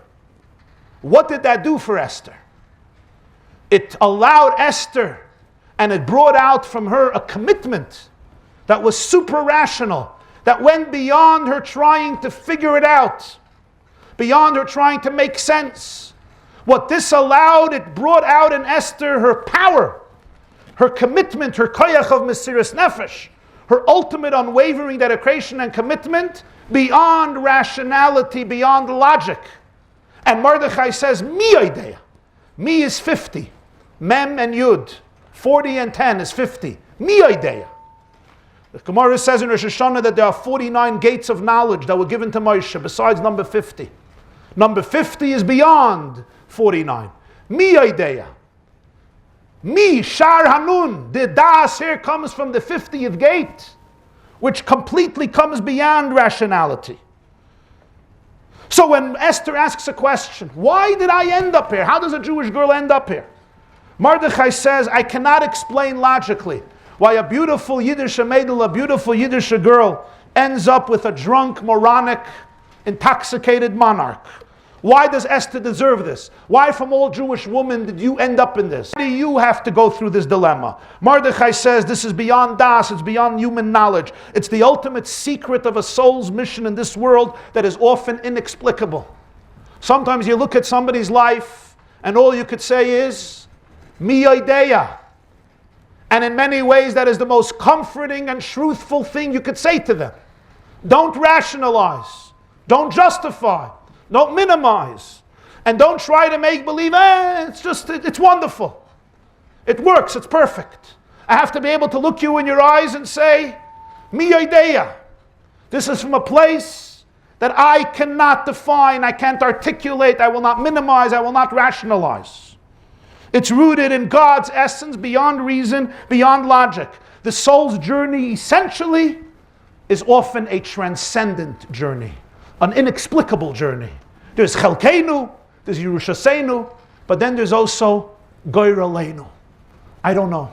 I don't know about me. Maybe one day I will. I don't know about you. It's certain elements of me, Yoideya. So Esther herself now may have legitimate reasons to hesitate. Very good reasons. Logical reasons. Esther's a logical girl, that's for sure. She's a brilliant girl. Yes, she may be killed. Not only that, halachically there was a problem here. The Gemara says in Masechta Megillah, "V'kasher avadati," till now she was being forced into a relationship. Now it was the first time she would enter into intimacy by will. First time. Not ba'oines, biratzen, because that's the way to please Achashverosh. So the Gemara says in Megillah, this is the first time Esther voluntarily surrenders her holy body to Achashverosh, and the consequences for that halachically are very profound in terms of going back to another Jewish marriage after she does that. So halachically there's also a lot of problems. This is the first time she would offer her body to the king. But when she heard Mordechai's words, mi idea, she was inspired to act in a way that reached deeper than her own das. She took the plunge. Mordechai wasn't being uncertain. Mordechai was being unwavering. Mordechai was being as decisive and as clear and as articulate as possible. Mordechai was saying, this is your ultimate journey. Why this is your journey is a secret. It's a secret to me. It's probably a secret to you. It's mi idea. Because there are parts in my life that as much as I will try, I will not be able to figure out the connection and draw the lines. I can't. Now take a look at Yom Kippur. You have two goats. And the two goats are twins. They're not only two goats that look alike, same mother, same father, identical. That's what the Sfas Emes tells us. Even if you don't want to go with that, there are two goats that are identical. Where do they end up? One goat ends up in the Holy of Holies. Where does the other goat end up? Down a cliff, Azazel, carrying all the black sins, the scapegoat that carries all the sins. You look at two goats, you look at two people. One ends up La Hashem in the Holy of Holies, and one ends up La Azazel on a cliff. And as the Gemara says in Yuma, the Mishnah says in Yuma, sometimes in the middle of the mountain it's already disintegrated into many bones. Fragmentation, brokenness. And you say, why did this goat end up in the Kodesh HaKadoshim and this goat ended up here? Why? Say, I'll tell you why. This goat grew up in a normal house. And this goat grew up in a Meshugana house. This goat's father was an Erlich, a loving person, a tender, loving father, spent time with his children, was a nurturer, was honest, was ethical. This one grew up with a mother, and this one grew up Meshugana Tata, Tzedreita Mama. Of course. So the Mishnah says, no. Shnei Seirei Yom HaKippurim mitzvos sheyu shavin b'mara b'kayma b'damim. The mitzvahs, they should be identical. They look the same. They were given the same countenance, the same light. B'kayma. They were nurtured to the same heights. U'b'damim. They both gave their blood for both of them, and they both spent the same money for both of them. If he needed therapy, he also got therapy. If he needed karate, he also got karate. If he needed baseball, he also got baseball. He needed a tutor, he also got a tutor. He needed a ski trip, he also got a ski trip. He needed this, he also got this. And the Sfas Emes says they're twins. So it's not like you could say, here the father was 32 years old, he was a clueless moron, and now finally he's 46, he got to his sense, he became normal. No, they're twins, the same mother, the same father, all the shtick that he had or she had. So now my question is, if that's the case, why does this goat end up in the Holy of Holies, and this goat ends up in Azazel? And what's the answer to that? Goyrel. It's a goyrel. Mi yodeya. I don't know. I don't know the journey of souls. Some things I know, but much more of what I know, I don't know. Some things I know about my soul, some things I could know about your soul, and I could know about my children's souls. And some things I don't. And it doesn't mean I don't know it and therefore I run from it, I detach from it. It means I open myself up to a relationship with this journey from a place that is deeper than my own comfort zone, my own logical patterns and systems. I have to be able to say, Manoyim Gairaleinu. This is somehow the journey of your soul, of my soul. There's a pleasantness to it. There's a profound beauty to it, even though I ask myself, how did I end up in Achashverosh's palace? A woman came over to me once before Purim after a class, and she said, I don't know why people celebrate Purim. I said, what's bothering you, the Shalach Manas? It's true, for some people Purim became a miserable holiday because they have to prepare 250 Shalach Manas. And each Shalach Manas has to be nicer than the other to impress a neighbor they don't care about. The mitzvah of Shalach Manas is to give 2 gifts to one friend. Take an orange and a hamantash and give it to your friend. You did Shalach Manas. You want to give more Shalach Manas? Give more Matanas Lavyoinim, the Rambam says. Give more tzedakah. People make themselves miserable on Purim. It's supposed to be the happiest day. They're intense already 3 weeks before Purim is coming, the most miserable day of the year. Okay, that's our choice. She says, no, that's not the reason. You know why I don't celebrate Purim? Because I always think about the tragedy of Esther. I say, what do you mean? She says, the Jews won. They went to eat. They went to drink. They went to party. And what happened to her? Where was she? I said, she was in the palace. She remained with them. She never left. She never came back to her people. She never built a Jewish family. She never came to a bar mitzvah or a wedding. She never dressed up her own. What did she have? She had this crazy monarch as a husband that she stuck with. What a tragic story. Why does nobody think about Esther? I told her, I said, Jacobson, point well taken. Made me think. I said, but I'm going to ask you a question. If the year is 1938 and you're living in Berlin and you know that you could enter into a relationship with a Yamach Shemoinik from the Nazi Third Reich. You can enter into a relationship with them, with this person, with this man. And as a result of that, none of the 6 million Jews would be killed. But that's where you would be. Would you celebrate your life or would you curse your life? Every day when you wake up and you look in the mirror, you know that 6 million Jews were saved. And the tool through which they were saved was your sacrifice. Would you look at yourself as a nebachdike victim? Or would you say, tell me the truth. Would you say thanks for this opportunity? Or you would say, why can't I be like everybody else? And she said, I would say thank you for the opportunity. I said, that's what Esther said every day.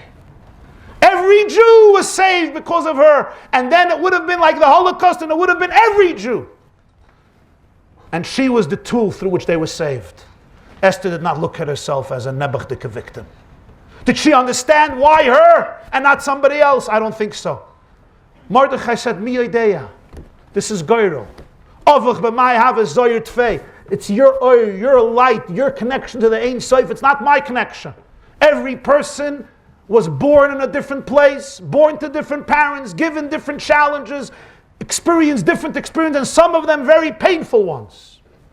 I don't know why, but I do know that I have the power to say, I will open myself up to it with every fiber of my being, and I won't have to limit myself to make sense out of it.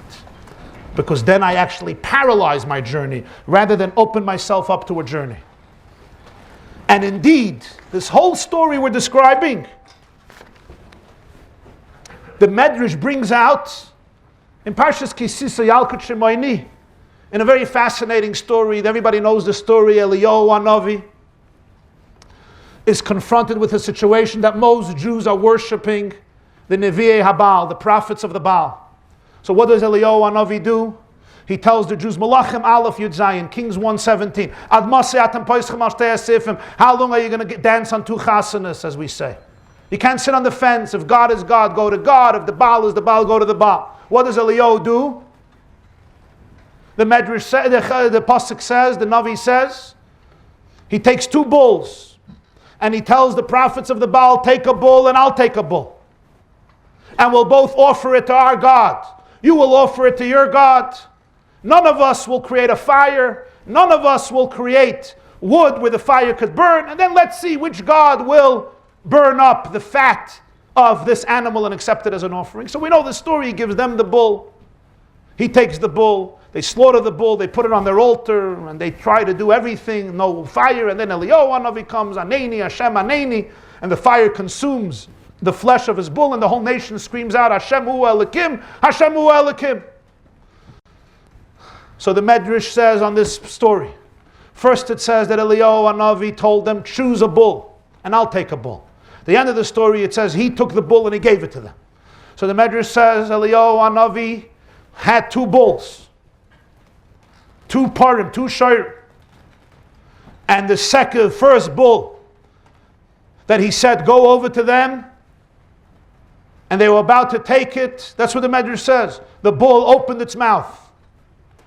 It's a famous Shutar Radbaz. Radbaz says, what does it mean the bull opened its mouth? Doesn't necessarily mean physically. It could mean the mazel of the bull, the koyach of the bull, the energy of the bull. Okay, it's a separate issue. And the bull turns to Eliyahu Hanavi and he says these words. Me and my chaver, me and the other bull are twins. We both came out from the same mother. 2 calves came from the same womb at the same time, from the same parents. Grew up in the same avos, in the same barn, and ate from the same what's the word? Trough. Lived in the same corral, were educated by the same parents. And you're sending to God. And me, you're sending lahachis is boiri, to get my Creator angry. It's not fair. So Eliyahu Hanavi says, my entire behemolah, my dear behemolah, Kishem sheshem shamayim iskadosh al yodei kach shem shamayim iskadosh al yodchem. Just like the name of God will be sanctified through him, the name of God will be sanctified through you. But the bull still didn't want to go. So Eliyahu Hanavi took it and he gave it over. And that's why the change of the text of the story. This is the medrash. I ask you a question. This behemoth obviously had seichel. It had a conversation with Eliyahu Hanavi. What was his initial thought? What was this thought at the end? Initially he said, it's not fear. He's going to God and I'm going to make God angry. Eliyahu Hanavi says, you're not making God angry. On the contrary, God is being sanctified through you. Because you will go, you will be slaughtered, you will not be consumed. This will demonstrate the futility of the prophets of the Baal. That's what Eliyahu says. What did the cow think in the beginning? What was the chiddush of Eliyahu Hanavi to the cow, to the bull? And also the bull keeps on saying, he says, my friend is going here and I'm going there. What do you care about where your friend is going, where your brother is going? What is this, jealousy? Or the issue is you don't want to make God angry. The meaning, of course, is much profounder. The bull was saying something very deep. The bull knew that it's going to make a Kiddush Hashem. The bull knew that it's going to disprove Avodah Zarah. But the bull was asking a question. There's something unjust. We're twins. He ends up as a carbon, and I end up as Avodah Zarah. It's true, I'm going to disprove them. I'm going to show that their God is futile because I'm not being burnt. But why is it that I end up as a getchka, and something being slaughtered to the idols, and he ends up as for holiness? We're twins. We had the same education. What does Eliyahu Hanavi answer? Kishem sheshem shamayim miskadesh al yodei kach shem shamayim miskadesh al yodcha. In the yeshiva Welt, they know. Whenever the Rambam says kishem kach, it's not a comparison. It's the same geder.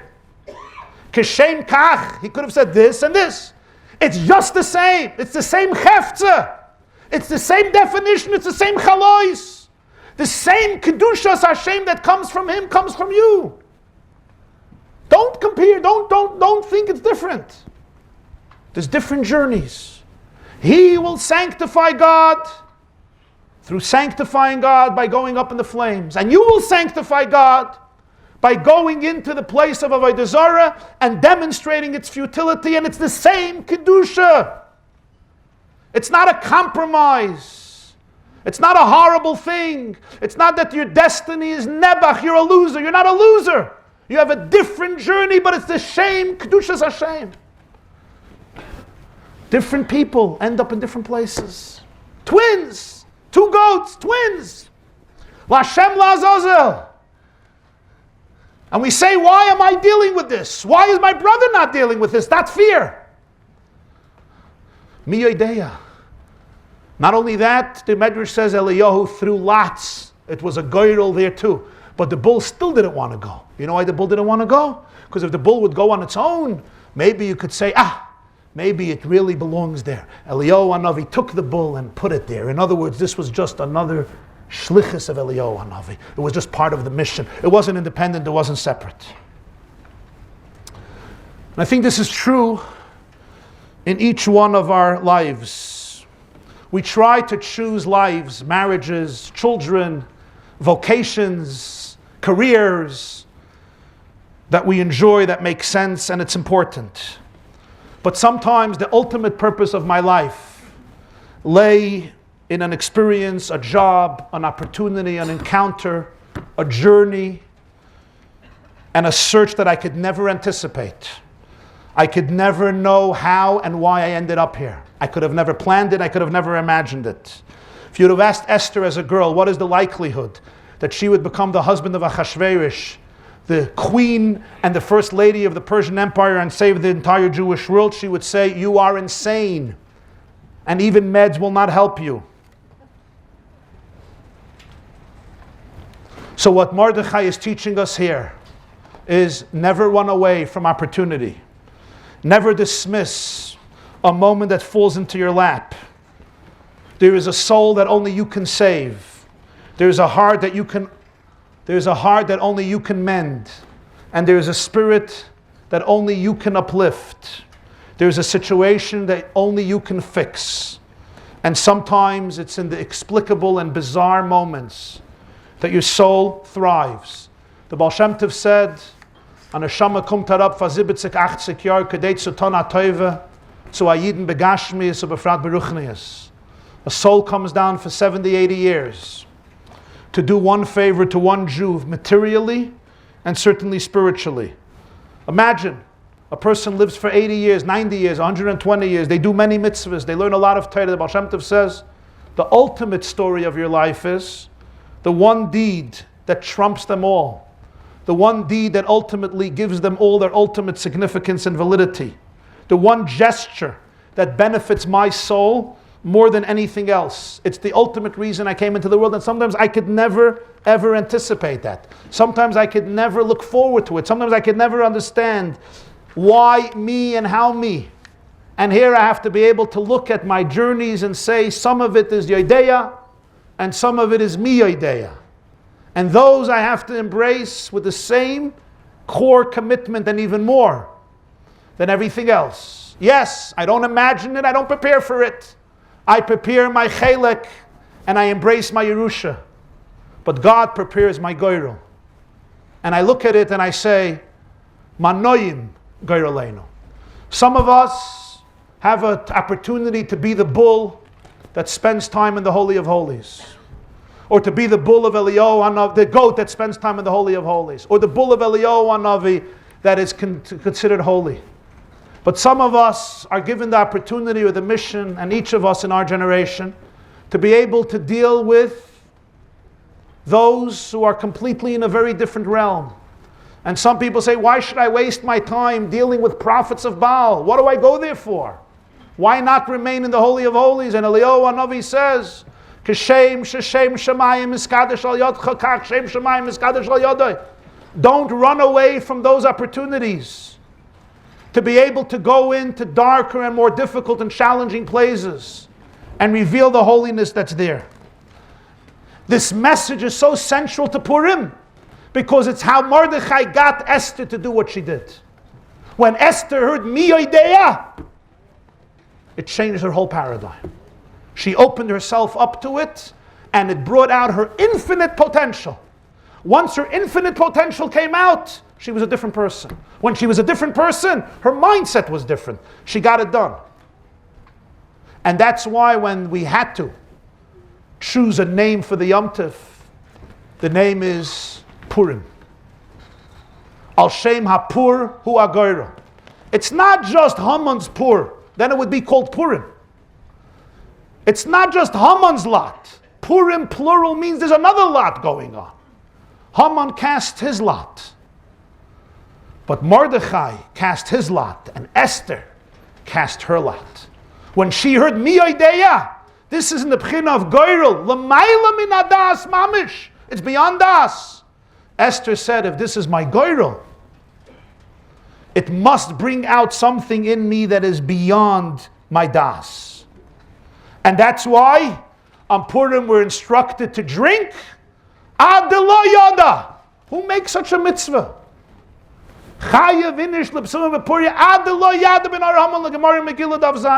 You're supposed to drink on Purim until you don't know. Between cursed is Haman and blessed is Mordechai. So some people interpret it, you have to get so smashed and intoxicated that you don't know what hit you. And the women suffer plenty from that, yeah? That's why they also don't like Purim, right? But the truth is, it's a very deep idea. Purim is not pshat, you get drunk and you're so drunk you don't know what hit you. That's a very superficial and meaningless definition of Purim. Purim means you have the courage to embrace life's mission. By having the acute confidence and courage to be able to transcend your own logical patterns and structures, to be able to say, this is what I fit into, this is what I don't fit into, this is what makes me happy, this makes me miserable, this is me and this is destructive of my life. Until you don't know, you go to a place of it's beyond my das. And then, even though there are things in life that you want to say, this is cursed, and this is blessed, this is from Haman, and this is from Mordechai, this is the life that I like, and this is the life that I hate, this is the part of life that I embrace, and this is the part of life that's cursed and disgusting and abominable, and get it out of me. This is half of my personality and my psyche and my background and my system and my this and my that. Get it out of me. But Esther had the courage to be able to appreciate, no, if this is your life, this is part of the secret journey of your soul. This is connected to your essence. And your essence is deeper than your das. And therefore, you could reach a space of Adeloya de Ben Araham Baruch Mordechai, to be able to embrace all of yourself and all aspects of your life with serenity, with wholesomeness, with determination, and with joy. Have a wonderful week on Afreilich and Chaydesh Adon.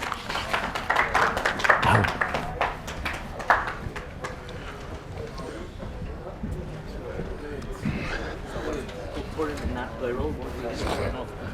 Not the word girl. Instead of the word use lashon Purim, lashon Arami. We didn't get to that. Is this the same? No. Because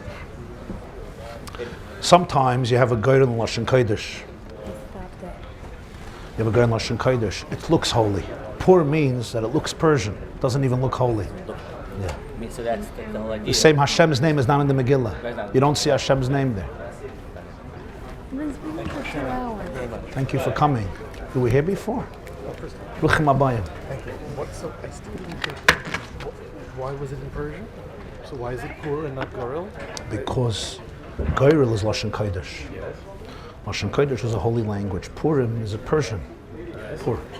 The demonstration is, the point is that sometimes it doesn't even look like there's any holiness here. There's no Kedusha. Not only is it a lot in Lashon Kodesh, it's a lot in Persian. That's why Hashem's name is not mentioned in the Megillah. It's even more concealed, yeah. Sure, Hatzlacha. This class is brought to you by theyeshiva.net. Please help us continue the classes. Make even a small contribution at www.theyeshiva.net/donate.